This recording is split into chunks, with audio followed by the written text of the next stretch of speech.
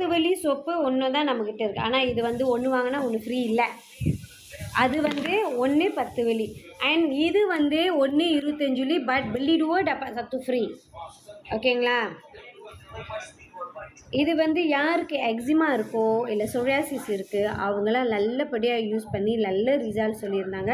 கண்டிப்பாக நான் சொல்லுவேன், எக்ஸிமா சொரியாசிஸ் இருக்கிறவங்க அது குணப்படுத்த முடியாது. அவங்களோட பாடி இம்யூன்னால தான் அவங்களுக்கு வந்து திருப்பி ஜிகர் பண்ணிக்கிட்டே இருக்கும்.